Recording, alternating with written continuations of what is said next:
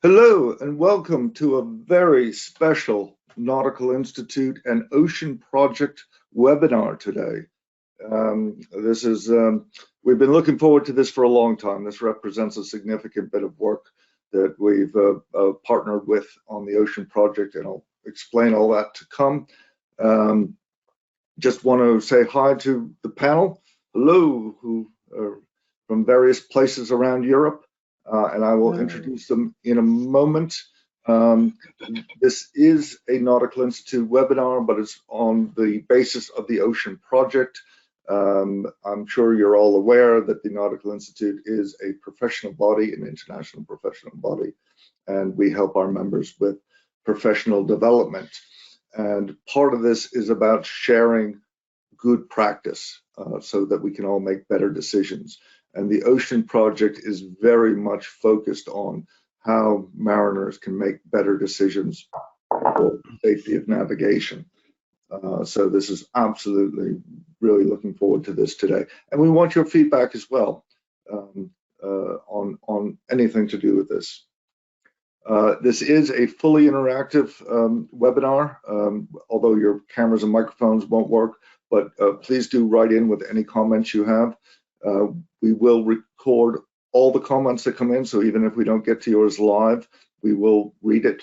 And we really want your feedback on this. We want your feedback on what we've done. We want your feedback on how useful it will be and how it will be used.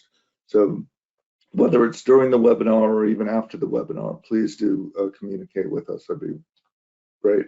After the webinar, there will be a little pop-up survey. Just take a minute or two to fill out. Just help us, again, understand where you're coming from and what we can do better. If you wait a couple hours after the webinar finishes, you will receive a certificate with your name on it. It's a CPD certificate for your records. You can download it and keep that with your records. This is being recorded, and hopefully by the end of the week, this recording will be available on both the Nautical Institute and the Ocean platforms. That's websites, YouTube channels, etc., etc. So look out for those if you want to play it back. And you are not alone. There are over 500 of you registered for this, which we're thrilled at. But please do keep your questions as succinct as possible so that we can get through as many as we can. Right. That's over now. I'd just like to introduce our esteemed panel. And these are some really, really clever people. So I'm really looking forward to this. We'll start with Dr. Eric Petersen, Associate Fellow of the Nautical Institute, who is the Ocean Project Coordinator and also works with the Western Norway University of Applied Science. We have Captain Aly Elsayed, who is the mastermind of everything we're going to talk about today, and he is the Senior Technical Advisor at the Nautical Institute headquarters. I'm really pleased to have Aly on board. We've got Dr. Simon Burrell, who is the CEO of the Irish Whale and Dolphin Group. Very charming guy with a lot of knowledge about everything to do with whales and dolphins. So really pleased to have you, Simon. We have Captain Dr. Margarita Lusthoft, Fellow of the Nautical Institute. She is a specialist in all things human-centered design, user needs, etc., etc. Many years in the industry and a great supporter of the Nautical Institute. So thank you, Margarita, and glad to have you on board. And we have Captain Rod McLean, who is the Senior Loss Prevention Executive at North Standard P&I. Rod is not a formal member of the Ocean Project, but North Standard P&I are official stakeholders of the project. So they're advisors and they help make sure that whatever we do is practical and usable. And so Rod, thank you very much for being here. Also an Associate Fellow of the Nautical Institute. If you want to find out anything more about any of these esteemed people, please feel free to look them up on LinkedIn. Now, it is my great pleasure to hand over to Eric who is going to talk to you about what the Ocean Project is and why we have done what we have done to date. Over to you, Eric. Thank you, David. Thank you. I assume you're seeing my presentation maybe now? Yes, we are. Thank you very much. So first and foremost, good morning to all of you. I see that we have almost 200 people listening in. This is thrilling. Fantastic. Well done, David and the NI. Thank you for arranging this. And thank you, all of you, for asking me to speak. I will not, however, explain about ocean in full. It's a rather large, relatively complex project, but we have an ocean project website. You see the address here, and it contains a lot of the information that you might be interested in, including a short and rather brilliant video that presents the project and the scope and the overall thing. So I will limit myself now to look into today. One of the things that we are really concerned with is what is now called undesired navigational incidents, which is collisions, it's groundings, but it's also ships striking marine mammals, and it's the big risk that is presented by lost containers floating around us. It's especially for smaller ships, lightly built ships, fast ships, where this is really a threat.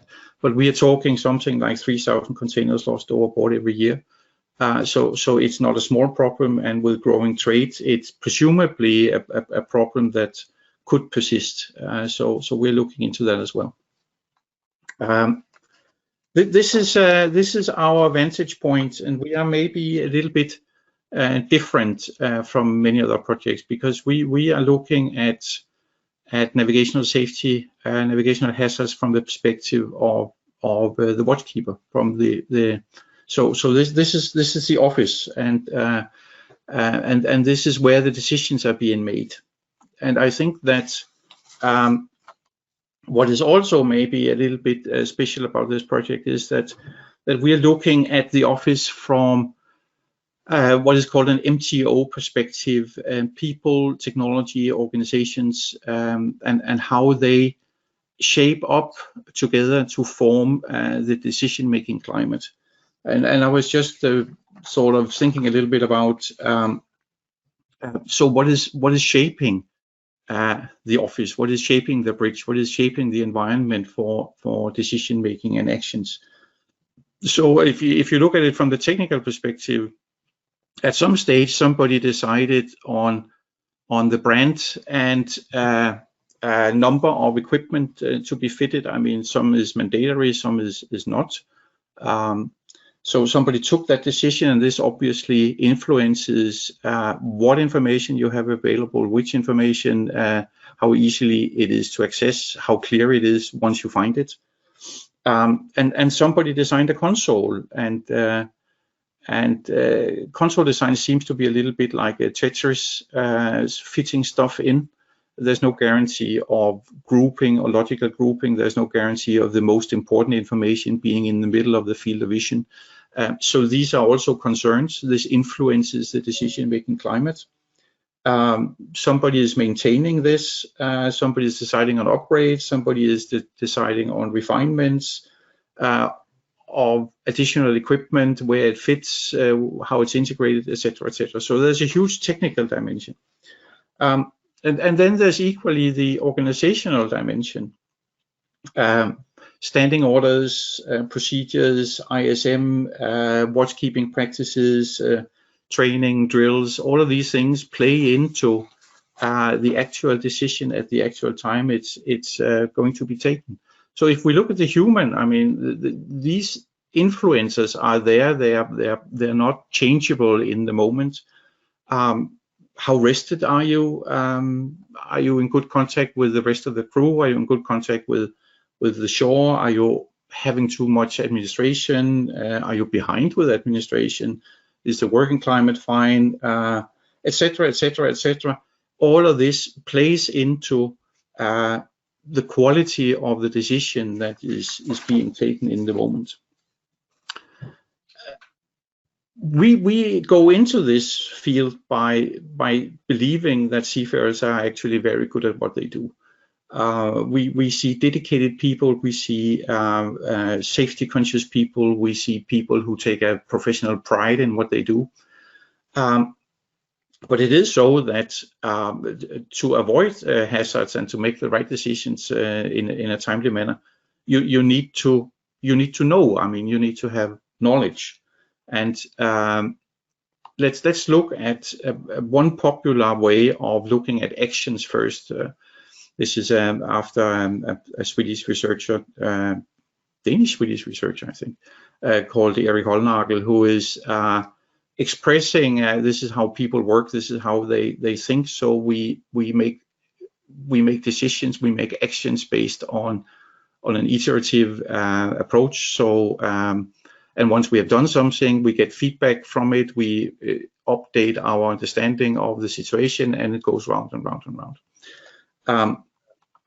The point of today is that this is influenced obviously by training, and that's the core of what Aly and David are going to discuss, and where hopefully we can chip in from the panel, and where you can help us with questions.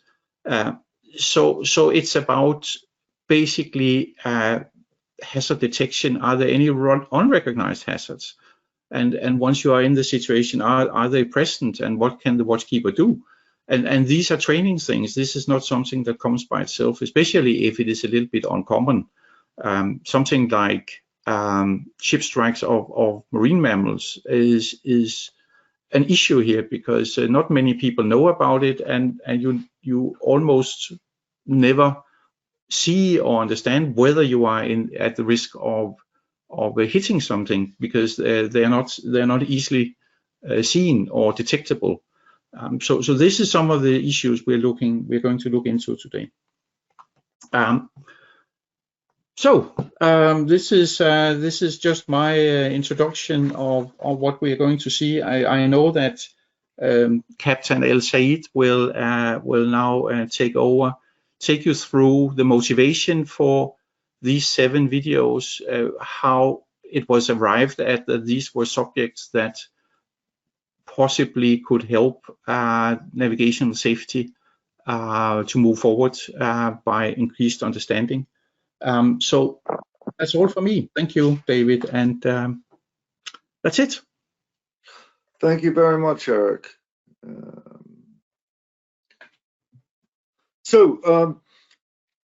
What Eric said is so important, and it's one of the reasons why we are partners in this project. It's enabling professional mariners, professional navigators to make good decisions. And we believe so passionately in that. They have to be given the right data and information on board, on the bridge, and that's very important. And that's certainly what the Ocean Project is working on as well. But they also have to have the knowledge and the skills and the training to do that.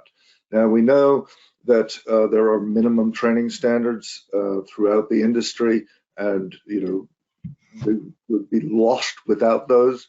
But we also know that a lot of companies exceed those. A lot of training establishments exceed those minimum standards because they want to do better. They really believe in safety. And so part of what this project was to look at that gap, to say, okay, we understand that there are minimum standards, but who in the industry is really excelling?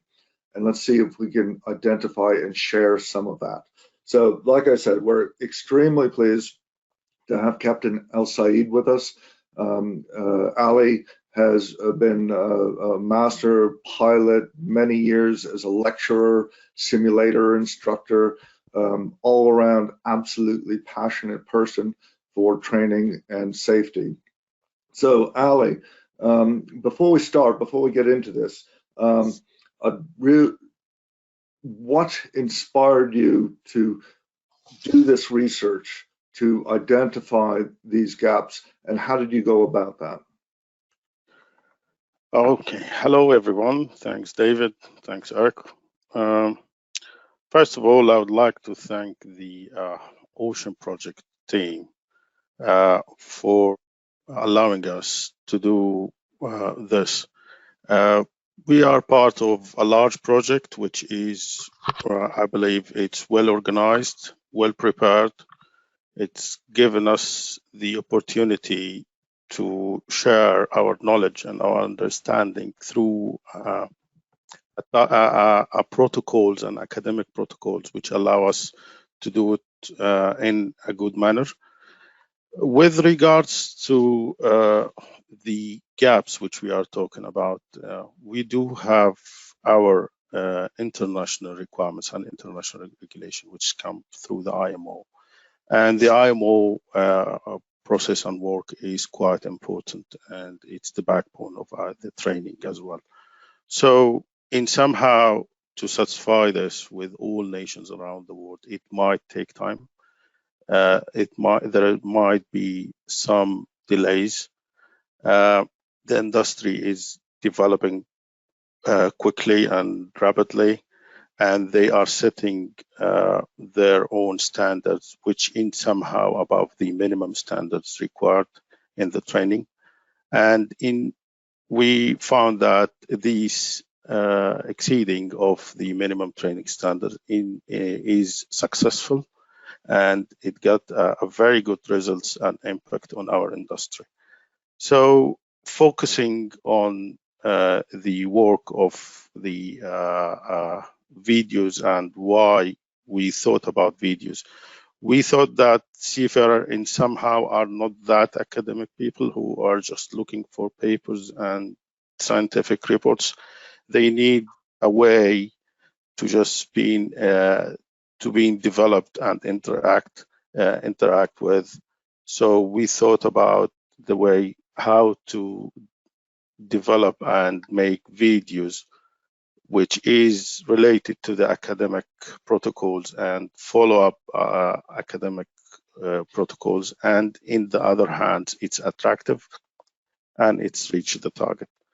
So that's the main which we thought about why we need videos. However, we do have in our industry sometimes because of the slow or the delay in the response of some organizations, and in additional to that of the delay of the response, we do have some we can say institute, flag states, companies are focusing on developing and addressing these gaps. So we said, okay, why we are not sharing this through an attractive way. Thanks. Thank you very much, Aly. And one of the other reasons that we chose videos, and short videos at that, is because we know that this is a very effective way of learning. Some people call it micro-learning or micro-certification, but they're bite-sized chunks that anybody can do. The other nice thing about having these videos is that they are updatable, so we will be able to maintain them. So if we get new knowledge, if we get feedback from you in the industry, that there's something that we can do better, we are able to adapt these. So if you watch them live online, you will always get the most recent version. And we found that was very important. And also, just to let you know, the Ocean Project is a 3-year project. We're about halfway through. These videos will be maintained for the next 18 months to the end of the project. And then after the project, they will be available for another 5 years. So they're there, use them, share them, and that's great. Now, we're going to just dip in and give you a sampling of some of these videos. And we're going to start with one that I think is absolutely fascinating, which is whales. And I must say that in the last 18 months that I've been involved in the Ocean Project, I have learned so much that I wish I had known when I was sailing. So we're going to start with a little poll. And Aly, maybe you can talk just a little bit about your experience doing the whales while we're waiting for the results to come in. Yeah, thanks, David. It's really an attractive topic where I personally, I left the sea from almost 10 years. And in somehow, I never heard about this topic before. And while I'm teaching, I just came across a few moments where there is some information in Gibraltar, for example, of ships must reduce speed. When I joined the project, we realized that it is a big issue. There is an IMO circular as well with this regards, and there are workshops and there are quite increase of the need of understanding how we can mitigate this. Since I joined the Ocean project, and we had the opportunity to participate in one of the important workshops with this regards, which has been organized by the Ocean project as well. So in that topic, we found that the ship strikes and the ship whale strikes, it might be known, but what about the protocols? What about the precautions we would like to take? And I can see the poor results here. It's saying that yes, which is 40%, which is really interesting percentage. We have 19 and 41% accumulative, which is talking about that's goes us to total of 60% who never have or thought about this. That's a significant percentage. So as I said, we are within the Ocean project. We are following steps and following procedures.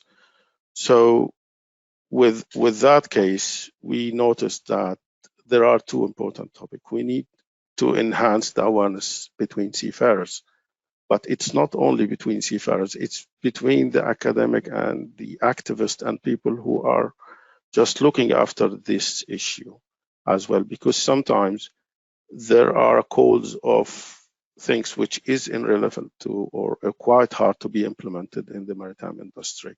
One of them is, which I have to say it, I'm sorry, but I have to say it, it's just all ships reduce speed everywhere, which is not a kind of a practical solution. So we would like to come across and make a balance between both. And that's why we come close to Irish whales and dolphins. And one of the other things during our visiting to the academic centers, we had a visit and interviewing with one of the leading academic centers, which they give us an important information. Now, they said, we have our own standard, we have our own procedures, we done a special training with this regards, and we might provide you with this training. So we had this, and we made a combination with our understanding as a seafarers and made this video to enhance awareness in general. Thank you. Thanks very much, Aly. Now, just to remind everybody, these are just clips of the videos. So this is about a 30-second clip of, I think, what is a 7-minute full video. So I hope you enjoy it. According to the IMO and NOAA, all sizes and types of ship or vessel, including recreational, commercial and governmental vessels, have the potential to collide with nearly all marine species. It is the collective responsibility of all stakeholders within the shipping industry to actively contribute to the mitigation efforts and protection of whales. So that's just a taster. Certainly, Simon, thank you very much for your help. And I think what struck me over the last year working with Aly on this is that so much that there is a lot of information out there, and the likelihood of whale strikes is a little bit predictable if you look at their migration runs, and you're passage planning. So, Aly, I know you put an awful lot of time into this subject. How do you think that this sort of training can be used to help improve people make better decisions? Thanks, David. It's really important first to raise the awareness between seafarers and within the maritime industry, because usually the blame goes to the ship owners and the ship when it hits whales, where everyone should be involved in that. So it's not only the responsibilities of ship owners, it's not only the responsibility of the officer of the watch at the bridge. Everyone must be aware of this issue, and all efforts must be done to mitigate and reduce this. So that's one of the things we are looking for. So we are looking to enhance the awareness in general about this. So when you look out from the bridge, you know that it might be an issue. In my experience, when we see whales, I was calling everyone in the ship, come guys, let's have photos, let's look at the binocular. Now it's a kind of, no, we might impact them, we might have a negative impact on these species, and the feeling that we are close to them, it's make them happy. No, that's not the case. So we need to be very careful where we are entering an area with a high population of whales, where it is predefined and known to us, but the subject itself need more awareness. And again, I would like to say that it's not only the shipping side. We need the VTS to be involved, Port Authority, Flag State, all these stakeholders, scientists. That's what we need, and that's what we are looking for from these videos. Thanks, Aly. One of the things that struck me, yeah, I see you, Eric. One of the things that struck me is when we talk about identifying that gap, this is such a clear gap. I had no idea how little I knew about the whales and their behaviors, and also working with environmentalists, how little a lot of the environmentalists know about shipping practice. So before I come to you, Eric, just Simon, you've been involved in this project, and we've learned so much from you over the last few months. What are your thoughts? Yeah, thanks, David. Yeah, a bit like you said at the end there, really. I think we all tend to live in our own little bubbles, and we're very focused on our own interests. And when you have an issue like this, which is potentially huge worldwide, involves many different players, it's that collaboration, communication, and sharing of information, and looking at solutions collectively. I think that's the really big, the big benefit of like oceans. So, like you might have learned a lot about whales from us. I've learned so much about shipping and navigation and the role of the bridge. Even though my son's at sea in the merchant navy, I still think that's where we can find solutions. Where very simple for a biologist to say, slow down, avoid the areas. That's not practical. But maybe there's a middle ground, and maybe there's a response. And I think Aly's made the point. Aly's been a great champion of the maritime industry, and is very protective of his captains and his bridge people. And I think the idea of planning, of having it on the passage plan, thinking ahead, and also how slowly the industry moves, through the IMO. It's a very slow movement because it involves tens of thousands of people and billions of dollars. But if you go down that right route, those changes can be really meaningful and very profound. So I think it's what you're saying from reverse. I've learned a lot about shipping as much as you've learned about whales. Thanks, Simon. And hopefully this, we have such high hopes that this video is going to be able to be effective there. And if any of the listeners know of how we can use that more effectively, please let us know. Eric. Yeah, I thought that if I may, we can make this very concrete, and I think the video is doing that. One of the big takeaways I've had from speaking to experts like Simon and our friends in the Azores and so on is that first and foremost, whales are unpredictable. They don't follow any pattern. you can't predict from how it's moving where it's going to appear next time. So this is one of the things I thought it would be different. The next thing that springs to mind is that they don't appear to be afraid of ships. They don't appear to see ships as threats to them. And it seems also likely that, especially if you are approaching a whale from the tail end, it can't hear you. So it's basically not aware of you, and it's also they're single-minded. I mean, if they're feeding, and they're not necessarily listening for threats or dangers and so on. So I think getting into the whale's mind for seafarers, I think, is maybe the best thing that comes with this video to sort of kill the common wisdom that many of us suffers from before we started on this work. Yeah, thanks, Eric. Absolutely agree. And just mention, yeah, we can't go on too much longer because we have so many other subjects, but I love talking about whales. But the Ocean Project is also doing some other fantastic work. One of our partners is doing satellite imagery using AI to identify whales. That is just mind-blowing.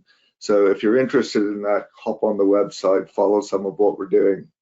And if I may add, I mean, now Simon is here, he should probably be saying it, but we are also inviting everybody to report sighting of whales. And Simon and his team are building an app that is like maybe 6 months from being available, maybe 12 months from being available, that will work for all of us. It runs on a mobile phone, so you can basically have it in your pocket. If you see something, report it. It will be shared in what we hope is almost real time. So you will inform all the other guys around you. You saw something, and that is meant to raise awareness. And I think this is an extremely important bit that we can share data, that we can keep each other in the know of hazards that are observed around us. Absolutely. Yeah, hopefully it'll be launched in January, so 6 months' time, Eric. And I think it's important, as you said, we're in this together, so we can share information on whales to the mariners, and they can share their sighting experience back to us. So it not only is the app a tool, but I think it's also a conduit for that relationship as well. Okay, I would love to talk about whales. We need to talk about AIS. So I'm going to show you a little clip of the AIS video, and then Aly will tell you a little bit more about how it came to be. So here we go. It's easy to see the benefits of AIS: enhanced safety, traffic management, search and rescue, and data collection to guide industry-wide improvements, to mention a few. The advantage of interfacing the AIS with ECDIS and the radar is that, from the Officer of the Watch's point of view, ECDIS and radar will not only display their own ship's progress in real time, but they will display that of other vessels as well. Right, so I'll repeat that was just a short clip, so please do go and see the full version. But Aly, wonderful to talk about the whales. Oh, and I will mention that we are at the Nautical Institute. We are so proud that Aly has been asked through the Ocean Project to be a representative, shipping representative for the International Whaling Commission on the ship whale strike task force. So we're really proud of that. Anyways, back to AIS. Aly, what inspired you to talk about AIS? Thanks, David. Again, we are working in the Ocean Project within a framework, and our framework is Enhanced Profession Standard for Situational Awareness.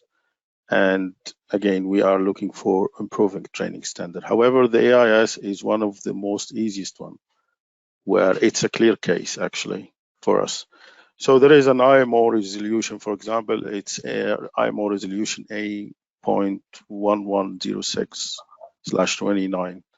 And within that resolution, they just make a box which highlight caution about the usage of AIS. So yes, we identified this because, again, we do have within the Ocean project, we made an interviews in another tasks, and we interviewed a lot of master mariners and professionals, me and Professor Margherita. And one of the outcomes is that all seafarers love using the AIS information. We had this expression, we love it. So it's one of the favorite because of how easy it is, how information they are giving. It's in time, it's precise, but let's highlight that when everything works and there is a lot of inputs to the AIS. So now what we found is because of the introducing of EGDIS and people who start their lives where EGDIS are on board, or seafarer life, not like me. Before that, we was using the radar observation and normal stuff. So in that context, we find that the use of AIS with the EGDIS, it just creating a lot of hazards. And in fact, we have a lot of accidents because of that. And the over-reliance on AIS, it's not only between officers and mariners, no, that's extend to VTS operators as well. So we might have a lot of missing information, a lot of errors, which lead already to a lot of accidents in the industry. And unfortunately, we noticed that it's a grown-up culture for using the AIS. That's why we said, okay, this is a gap. This is related straightforward to the situational awareness, and it's related mainly to the projection of the situational awareness. So in that case, we decided to do that video and highlight the advantage, but also highlight the disadvantage. I'll not speak about them, but within the AIS, if we consider the limitation of the AIS, I believe we will have the most benefit of it. Thank you. Thanks, Aly. And yeah, you're absolutely right. And this brings us back to the all-important Colreg's Rule 5 of standing lookout by all available means and understanding the tools that you have for the all available means. So thank you very much for that. I will say that this work has taken us, well, when I say us, I mean Aly and Margherita, a year of doing research, literary, going through accident reports, doing interviews with seafarers, interviewing shipping companies. So a lot of work has gone into identifying these gaps and then writing the scripts for them. So with my eye on the time, I'll move on to the next subject, which is situational awareness. Now, we see a lot of accident reports, and Rod, I'll invite you in on this after we see the video, but you know, the failure for situational awareness. Now, situational awareness is a very interesting topic, and a lot of science has gone into the situational awareness. And in fact, the whole essence of the Ocean project is to improve situational awareness. So we'll just have a look at this and then we'll hear a little bit more about it. Being aware of our surroundings is essential to be safe at sea. Situational awareness is like being healthy. It requires a conscious effort to stay vigilant and proactive. Situational awareness involves being mindful of your surroundings and making informed decisions in various contexts. Yet, in spite of situational awareness being fundamental to run a safe ship, it's possible that seafarers are not fully aware of what it is or why it's so important. So, again, it's a term that we've all heard, but may not fully understand the difference between seeing something and being mindful of our surroundings, as said in the video. So, Rod, just from a P&I Club point of view, I know you deal with a lot of accident reports. What are your thoughts on the importance of understanding situational awareness? I think probably one of the key things is for the mariner to use all available means. So often we've seen that certainly the more junior officers get very focused on the electronic means of navigation and not transferring what they're seeing from the electronic means to what they're actually seeing outside the window. And it has to be a very holistic view of how they're operating and what they're seeing to ensure that situational awareness is taking all the information, both visually and electronically, to paint the exact picture that is reality. Yeah. One of the things that we're looking to do at North Standard is to, in partnership with a company called Orca AI, is to develop an augmented reality where it takes the information from the equipment on the bridge, but displays it through a visual screen, so they can see the AIS targets, they can see the radar targets on a screen, and that assists in developing their situational awareness because they can see much more easily the targets that are potentially dangerous or represent something that is going to develop into a dangerous situation. But in essence, I think the key thing is ensuring that you don't focus on one piece of information, that you take all the bits of information together to form the correct picture. Thanks, Rod. You're absolutely right. And I know that this is something that Eric and Margarita have put an awful lot of thought, years and years of thought, is as we get more and more technology, it's not enough just to whack technology on the bridge and think that we're helping people improve situational awareness. It's understanding how they make the decisions. So, Aly, just what inspired you to put this video together? All right, thanks, David.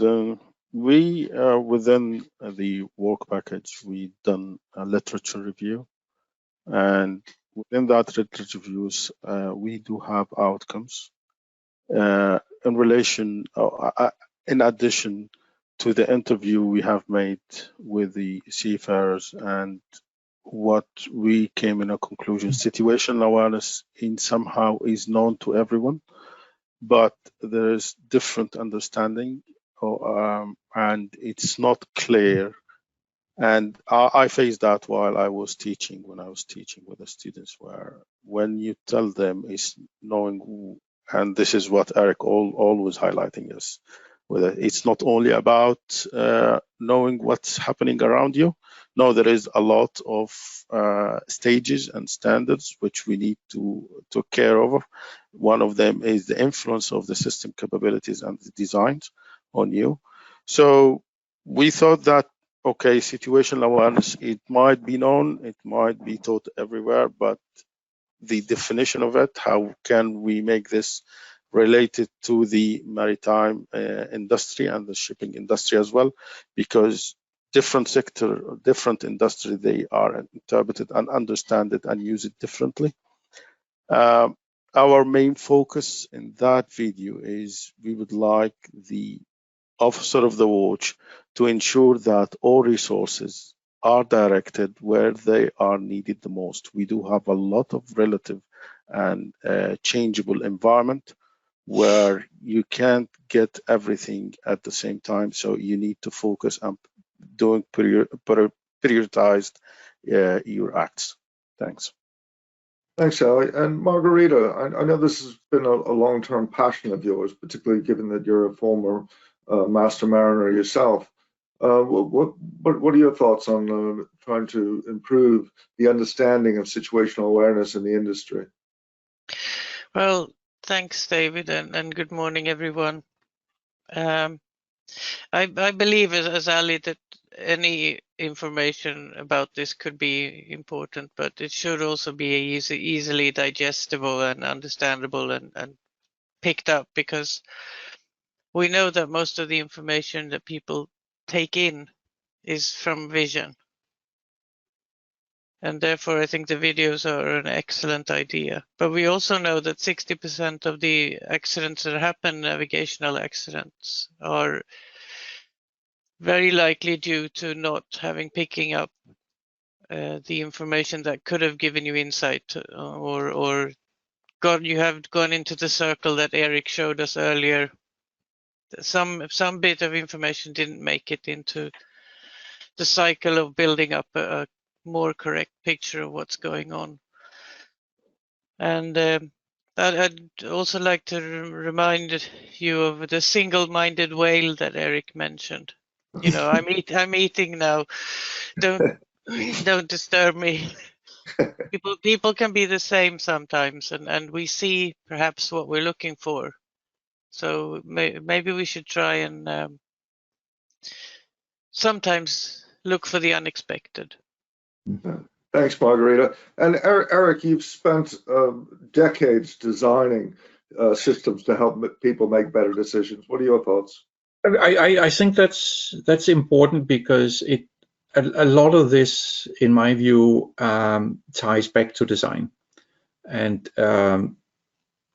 there's one maybe clarification we should make first, and that is that situation awareness is not just looking out of the window. It's not just understanding the situation. It is very much about projecting the situation.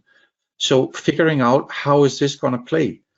And that is especially where the design challenge comes in, and which I see honestly has not been very much addressed by many people, to help the operator project the situation, to help them figure out how is this going to end. So how can I make a timely, correct, mitigating action to get out of this trouble?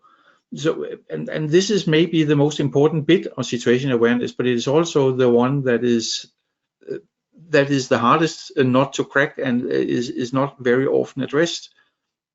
How to help people understand that this is the likely outcome of a situation.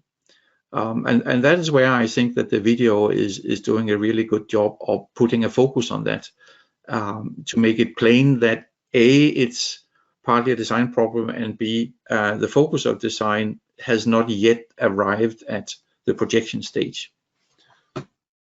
Thanks, Eric. And just to reiterate, this is a big part of what the Ocean Project is trying to do, is to try to better understand this and share that understanding with the industry. And so hopefully in another 18 months, we're going to be able to share some really excellent guidance with you and with demonstrations.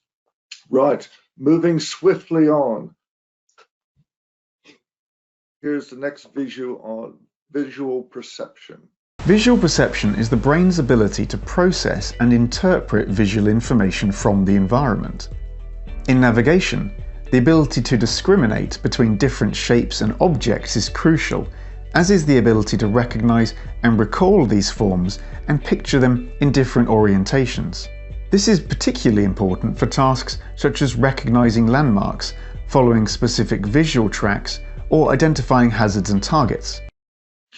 Right, so Aly, this is a particular passion for you, not just seeing something, but interpreting it correctly so that you can make a good decision. And the previous subject on situational awareness, as Eric was saying, is there are different stages. There's seeing something, there's understanding something, and a lot of that comes from people's experience and knowledge.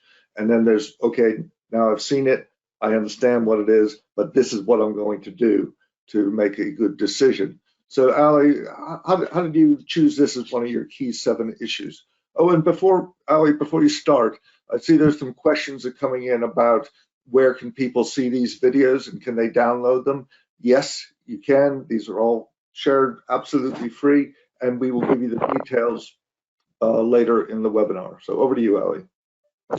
Thanks, David. One of the videos which is very close to my heart, it's visual perception, and I will not go through the academic route which we have took, because again, we are within the Ocean Project, are following certain protocols, but I will just share my experience. And if you'd like to know more about this and how we move step by step, it's in our report in the website. It's in the deliverable 2.2. So if you can go through that and go for the visual perception, you will find this in details. But let's talk about my some of my experience, where when I was a cadet and just joined the sea, And it was my first day in the bridge, leaving the port, and I'm just looking to the channel, and I don't know what's going on. I've been in the in the academy for 2 years, taking celestial navigation, terrestrial navigation, doing buoys, channeling, passage planning, everything in the chart. When I go on board, I can't realize what's going on around me. What are these buoys? Why these buoys like that? Even though I can see them in the chart. After sometimes I start focusing and realizing and looking how the people are seeing that and how they are interpreting that and how they are acting. That's one of the points which kept in my mind. The second point, which is it's not only we are focusing usually on the looking, so I can pick up the binocular and just look over the window, but can I understand what's going on? Can I relate this to my ship's position, to my situation, which is one of the fundamental level of the situational awareness. As Eric just said, it's about the perception, which now we are focusing mainly on the visual side of that perception and how you are building up your imagery and visual memory. Again, I might take hours talking about these videos, but I would like to just share a real case scenario which happened to me while I was teaching in a simulator, and one of the experienced master, which I know, he approached me. I said, okay, I do have a case. I'm joining a VLCC, 21.5 meters, 21 meters, and people who are working in tankers know what that means. And I'm going to pass through the Malaga Strait for the first time in my life. I've been at sea for 25 years, but I never go through that channel. So in somehow the company make a forward step and send him with other colleagues to a BRM course. And he just said, I want to go through the Malaga Strait all the time, but I just took him aside and I told him, okay, let's see what information we have first before we go through the task. And I can feel that there is a high level of ambiguity about the topic. One of the main resources we have, and it's very useful, it's called Singapore Routing Chart, where it's defining what you are going to do step by step. We just show that in the ECDIS, in relation to the ECDIS. And then we start running the scenario, and you can feel that the master said, okay, I'm fine, I'm confident. But he's not fine and confident because he just saw that. It's because he got a long experience and he built up his memories and his visual perception correctly, that he can pass through this easily and understand it very easy. So that's the message we would like to share in this video. This is not something going to be taught in the college. This is something you need to do by yourself. It's a self-training scheme where you need to start doing that while you are cadet, because you will need it definitely you will need it when you are in a high rank and at the time of taking the decision and taking important decision. So that's the what's around this video, and how and what with this video we just define what we are looking for, and then at the end we give some information how to enhance and to strengthen your visual perception. Thanks. Thanks, Aly. And you're absolutely right. And I think anybody who has gone to sea or driven a car or anything else, will have recognized when they've spotted something that they didn't understand. And that's a huge argument for sea time. When we talk about, oh well, can simulators replace sea time? Well, there's a lot of experience that you need in all sorts of locations and places and weather conditions and et cetera, to train your mind. And that's why, it's so important when masters, have 10 years experience.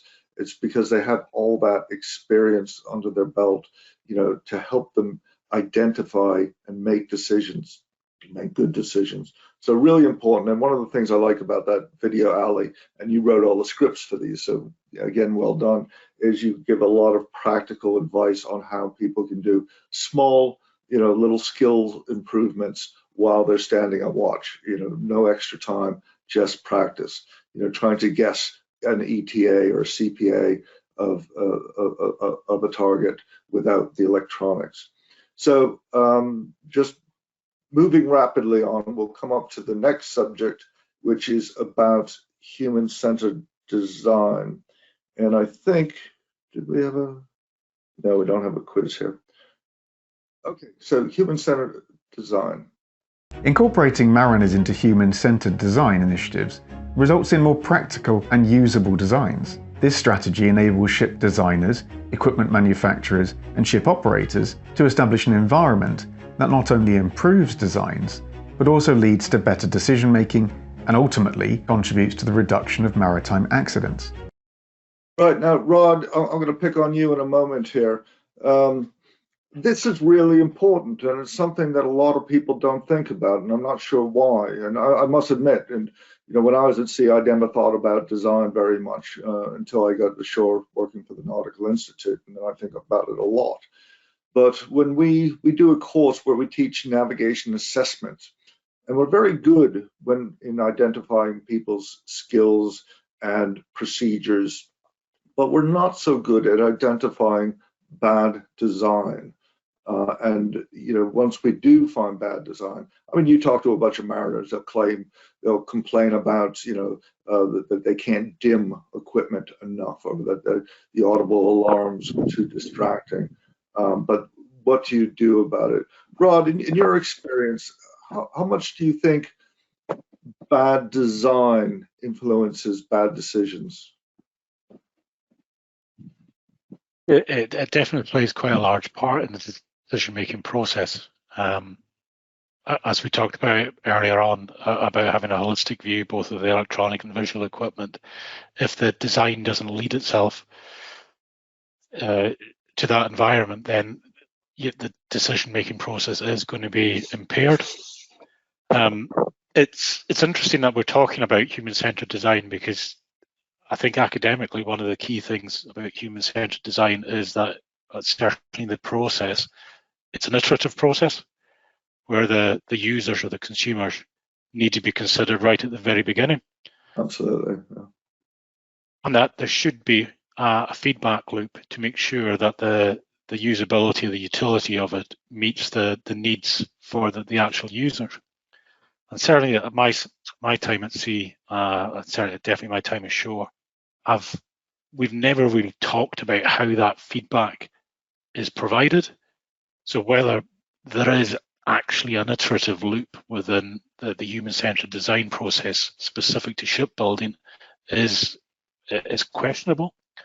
And it would be interesting to hear how we could encourage the seafarers, how we could actually begin that process of feeding back to the shipbuilders to give them direct feedback on the user's perspective of that equipment, to make sure that the utility is there, the usability is there, so that we can make correct decisions. Thanks, Rod. And you're absolutely right. In the Nautical Institute, I can talk a little bit about what the Nautical Institute has done in this area, but it's not just the design of equipment in terms of knobs and buttons, but also how the software works. And I think, as we go into this brave new world of increased technology, it's ever so important, even more important, to talk about design. So, Aly, again, what inspired you to identify P7? Okay, thanks, David. This is a well-known issue between, we can say, academics, people who are working in the industry related to the developing and innovation. With regards to the seafarer, it's not fully understandable or aware, but let me share why we choose this video, because at the beginning, we wasn't sure that we can say that this video and this issue is a gap. And the point is, we don't have the evidence for that. So as we said, we are working in a project where it's taking academic protocols as a reference. So we thought at the beginning about doing a survey between seafarers, and the first question came in my mind is why seafarer could report a crack on his ship and not report a bad or poor design, layout, or system. And we approached this with Professor Margherita, and he said, no, you can't say that, not at the beginning, watch out. So we worked a lot about this survey, we tweaked it, and we came out that we would like to understand the seafarer knowledge about this. And while we are giving them the survey, we are training and educating them, including ourselves, by the way. And we come through that survey and we had a very good response. And with that response, we just made a conclusion and evidence that this is a gap because of the seafarers' feedback. And I thought it was a discussion with Margherita as well, that we choose one of the points why seafarers are not reporting a poorly designed system or a poorly designed system. And we make one of the choices, who cares? And we thought that this will go and it will take 100%, which never happened. It's less than 30%, which means that seafarers cares. From that survey, again, we have an evidence from the seafarer, because we might know that in the industry, but that was an evidence from the seafarer themselves that we feel that we are completely isolated. We are at the sea, we are the end users, we are getting the equipments and we're getting things, but no one is asking us about it. I remember at the early times when we have the IGDIS, when it's unfriendly, completely unfriendly. And by the time it's improved, but did we involve the end users in that process? So in somehow, with a lot of protocols, a lot of evidence, one of them is one of the papers which Eric done by himself is talking about that during our literature review. We've been interviewing seafarers about this and why you are not reporting poorly designed system, and we came out to the conclusion, okay, what we need is we need to enhance the awareness about this between all seafarers. It's not only on board ships, because we might do that for seafarers, but what about the people in the office?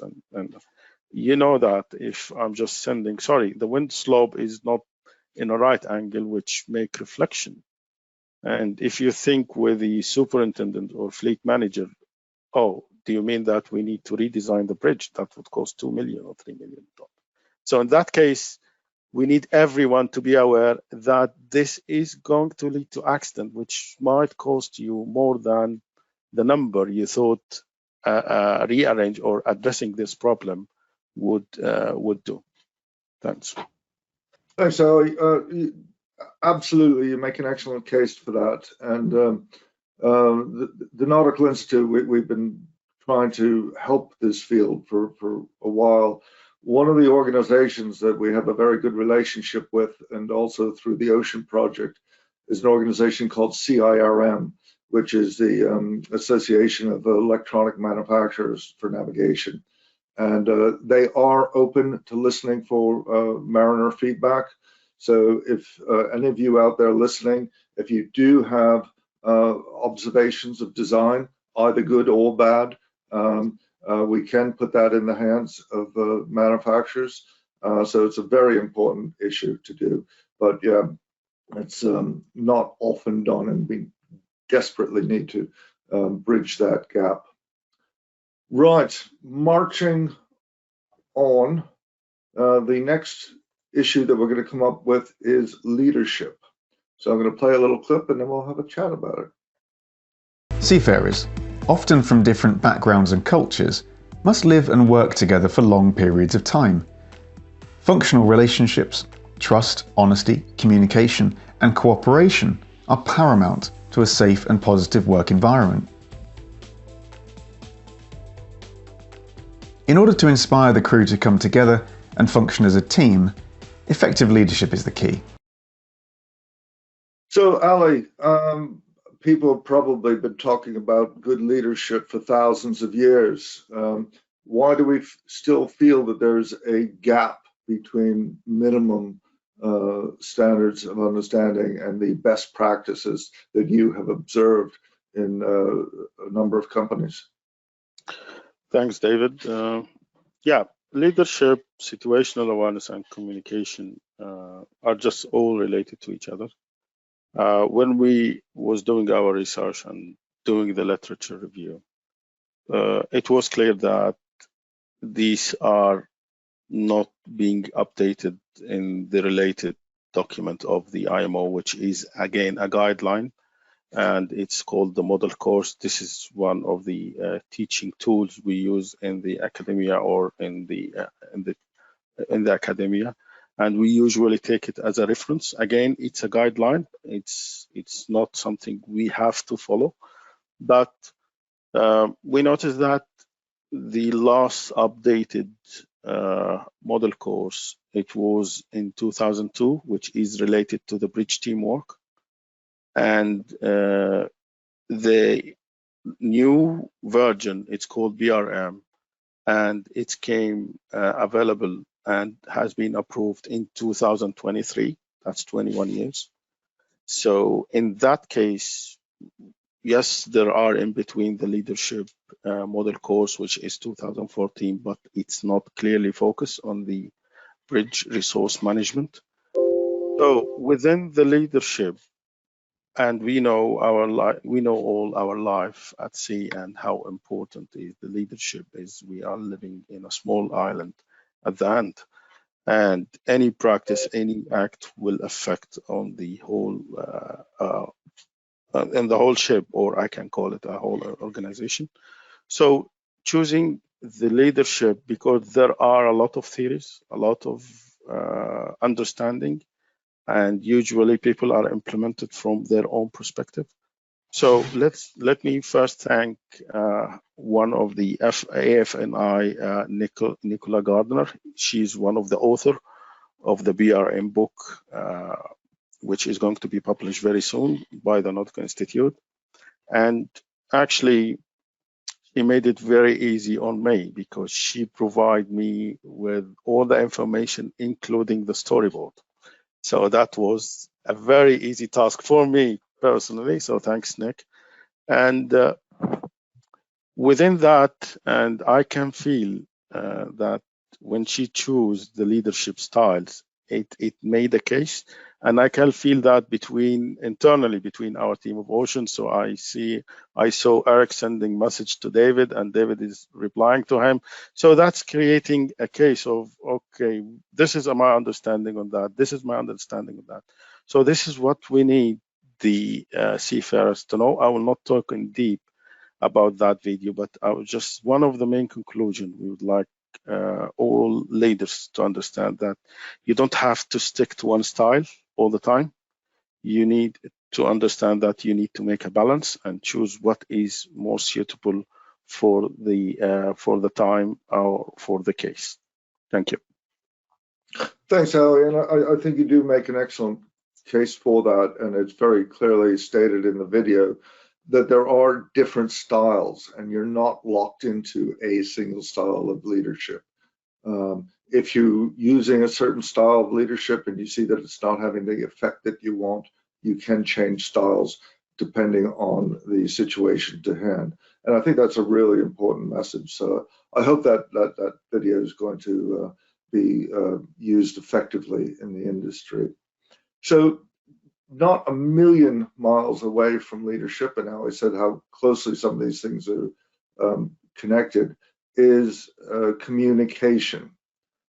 Now, one of the things that we talk about in communication, and with leadership, you might say, well, I don't have a leadership role. The captain is the leader, or the chief engineer is the leader, but there are leaders throughout the ship. And certainly everybody on a ship has to communicate well. And Rod, I'm going to come back to you after we see the clip on the role of communication in incidents. But one of the things that this video touches on, and before we start the video, I'm going to run a little poll, is about conflict resolution. And this is something that happens on board a ship, because it's not just an industrial platform where we work, it's also where we live. So understanding conflict resolution is very important. So as I launch this poll, Aly, maybe you can just share your thoughts on conflict resolution. Yeah, thanks, David. And as we all agree, ships are not only a working space. Ships are living space, which means we do have humans are living on board. And they came from different culture, different perspective. There are different needs. But let's admit that seafarers are very, very good in that. And let's highlight it's having a huge conflict in the ship is very rare.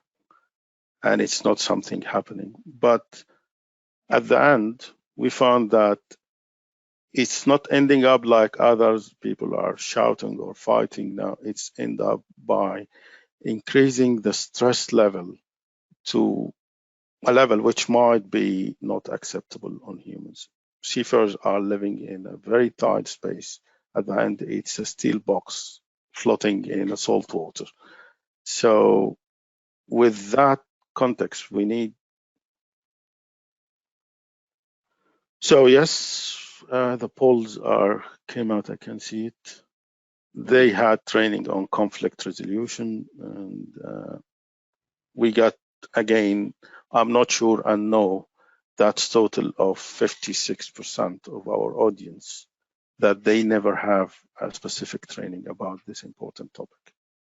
So quickly, it's clearly as a gap for us, which is part of the communication, but why this is important for seafarers is they need to be trained how to solve these problems out, because you end up living with the same person, you are having conflict with him. Now, if you are in the shore, in an office, and you do have conflict with someone, you just take a side, you go home, you relax, you are just switched off.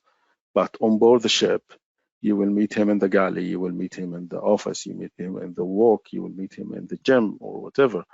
So it's a part of our life, and we need to understand it, and we need to know how to solve this problem step by step. As I said, it's very rare to hear about seafarers are fighting with each other.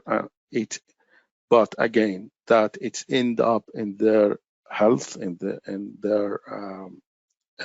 this trust level, and of course, because everything is related to each other. And when we are talking about decision, that will end up related to the decision making, and it might lead again to the accident. But we are not in the ocean project, which one of the things I like. We are not only talking about accidents. We are not only talking about people are living on board to avoid accidents. It's not our main aim. No, again, we are looking for better decision making, which means better life. Thank you. Thanks, Aly. So we're just see a little clip from that video. And like I said, effective conflict resolution is just a part of this video on communication. Without effective communication, teams cannot perform to their full potential, and the risk of accidents is greatly increased. Communication is way more than simply speaking in the same language. It encompasses teamwork, training, leadership skills, and hard skills.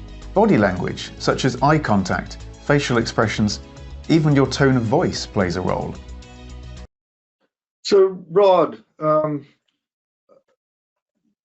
you see a lot of incidents and accidents, and I was talking to somebody the other day from the P&I world, and they said, well, we're very jaded because everything that crosses our desk is when it goes wrong.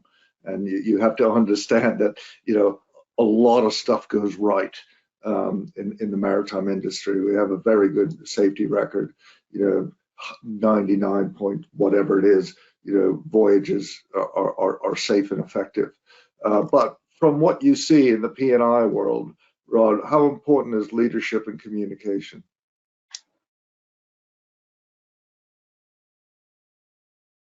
Yeah, firstly, just come back on your point. I think everything we do see seems to be when something goes wrong, but we tend to see that as a positive, because so long as you learn from the mistakes and disseminate that information, you have to be able to take the positives from it. As for communication on board, communication is obviously vital. It goes hand in hand with leadership, but communication is something that is one of the most difficult things, I think, to teach, and it's key to any situation, and it's made so much harder with different nationalities and different cultures on board. Yes. We've had incidents in the past where we've had relatively senior captains and a senior pilot, and the senior captains refusing to question or to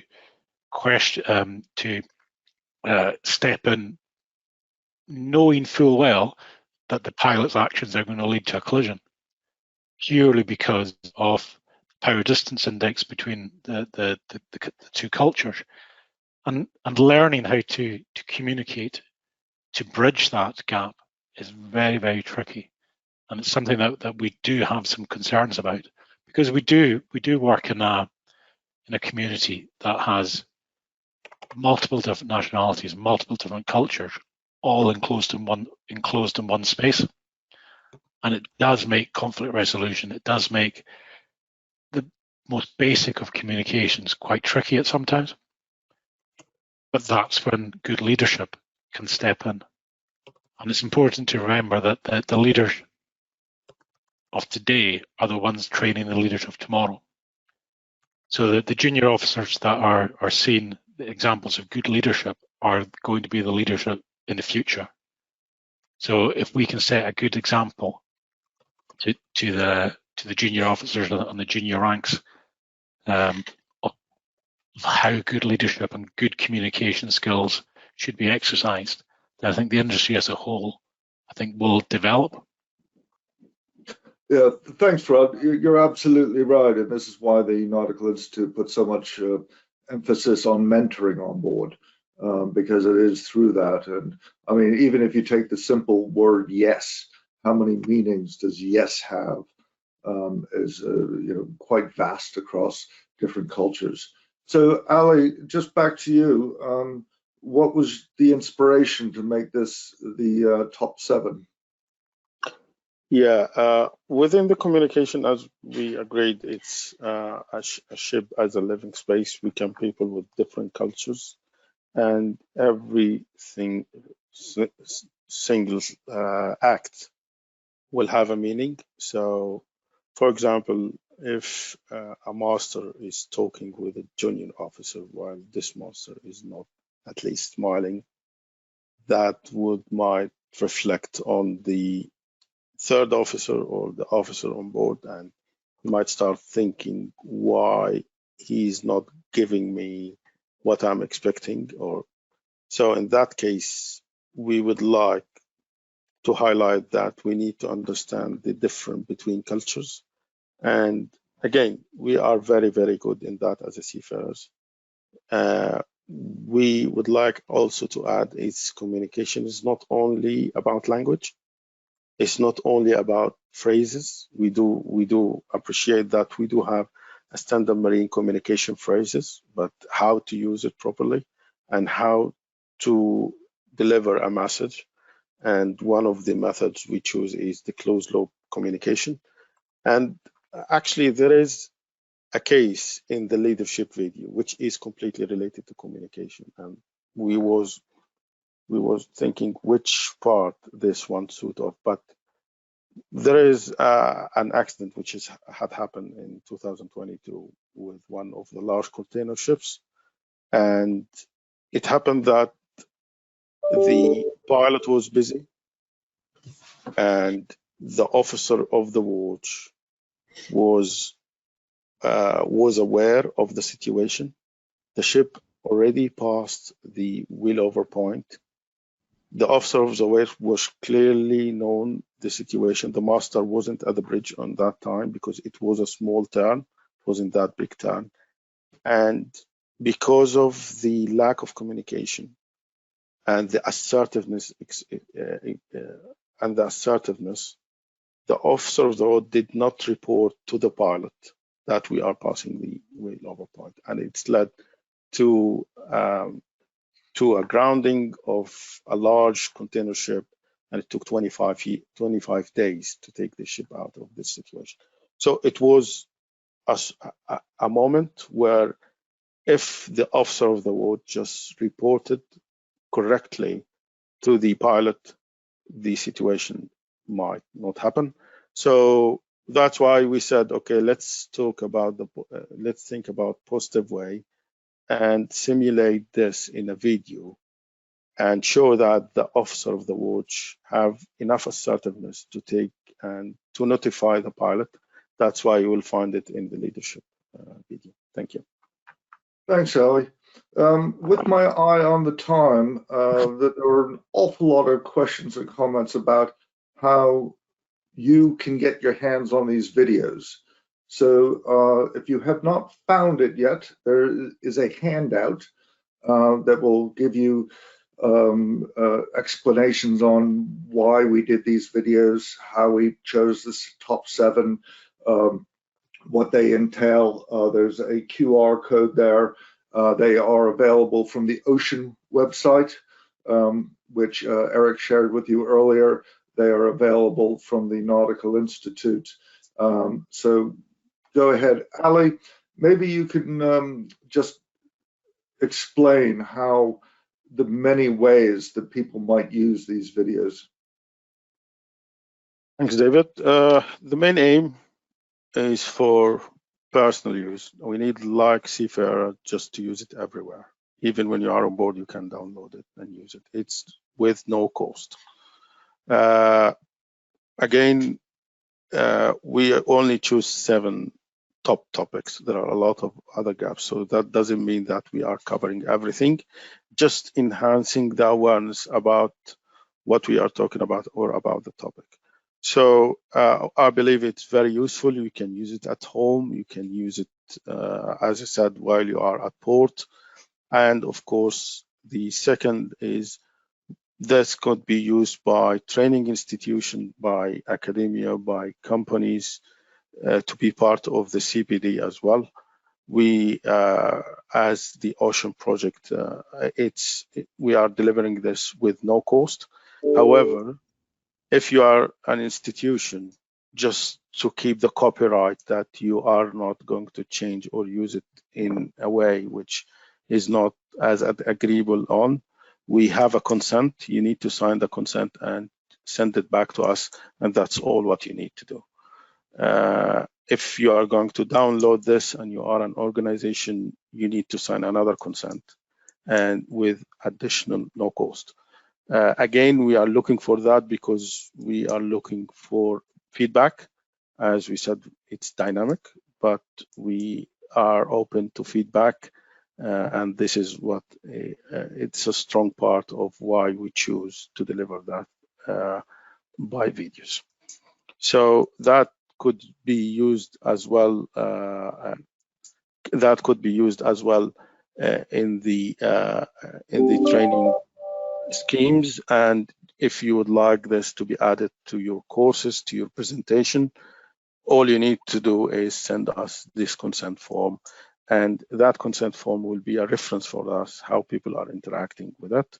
It's in the YouTube channel as well, so we will notice through the YouTube that how about the interaction and the traffic, and we are considering all your comments. Thank you. Thanks, Aly. And yeah, just to reiterate, we are looking for feedback either on the content of the videos or on how you're using them. So please do. Just a quick round of our presenters on that note of how these can be used. So Simon, we talked a lot about that whale video. How do you think that we can most effectively use that with the environmental agencies? Oh, that's a difficult question, David. I can find ways of reaching out to the whale biologists, but that's not our target audience, really. Yeah, I don't know. I think you're the best players. I think our partnership with the Nautical Institute gives us that way into the mariners, the people who really matter and really count. So, yeah. But I suppose the fact that it's very accessible, so it should be an easy watch and a brilliant voiceover by Chevelle, I must say. Thanks for Chevelle. Yeah. Okay, Rod, do these have a place to help the industry prevent P&I claims? I think undoubtedly they do. I think one of the best bits about them is that they're short enough to maintain people's attention, and they're useful enough to be used by all departments on board. So it's not just deck officers that will get some use out of it. I think there's a good case for the engine, the deck crew, and even the galley crew to be seeing some of them. So they are useful right across the board, both short sea-based and shore-based, probably. Will they have subtitles in different languages, David? If you view them on YouTube, you can turn on closed caption and choose your language. Okay, thank you. Thanks, Rod. And we will be sharing these with the international group and also the IMO. Margarita, what are your thoughts on, do these have a place in training designers? Definitely for designers. We have already signed the consent form for our university, for our nautical students training, and I think they could be quite useful for designers, at least if maybe not all, but since they're short and they're sweet, I think everyone could use a look at these. Thanks, Margarita. And finally, Eric, these are an ocean product. You and I have thought long and hard about how we're going to distribute these, and we have a list of actions to go. But what are your final thoughts on these videos for the Ocean Project? No, to be honest, I'm really pleased with them. I think they are good. I think they will inform the seafarers. I completely agree with Rod. They're not too long and they're not too short, and they all carry I would say messages that are speaking to people, and messages that are close to their everyday work. I think that for many people ashore, they certainly also have a reason to exist. One of the things we often see is that people associated with the maritime industry, but not being seafarers, they have a very they have their own understanding of the context of use. They have their own understanding of what is really happening on a ship, and I think these videos will help, could help, should be promoted to help landlubbers understanding the context of use, understanding what is it like to drive a ship, and what are the challenges, and why does it take 5 to 10 years to become a proficient mariner? And people need to understand that, because it's not like driving a bus. So I think we need to work on all our stakeholder groups and see how we can get the attention of all of the stakeholders to really appreciate the content, and not just drill down into your own subject, but try to look at it in a horizontal way or in a holistic way. And I think that's the perfect ending note, Eric. So thank you very much for that. If you like these videos, I'd just like to give my thanks to the production company that put them together. It's a company called Luma Studios. You can find them online, and they are very good at, they specialize in maritime and storytelling. And so we hope we've adapted. Part of our raison d'etre was to tell a story, to use those techniques of storytelling to make these effective. So I hope we've done that, but you let us know. On that note, we are out of time. I would like to again thank the presenters. Thank you very much, folks, for your time and your wisdom. I'd like to thank all the people who have attended. And like I said, the recording of this will be out in a couple days. So please share the recording, share the links for this, share the videos as much as you can, and hopefully they will help us all make better decisions. So thank you all. Thank you. This project is pulling together a wide community of stakeholders to create powerful and effective solutions. Ocean might not single-handedly solve the challenges that seafarers face daily, but it will definitely be a valuable step towards the solution. Keep Ocean on your radar and subscribe to our mailing list.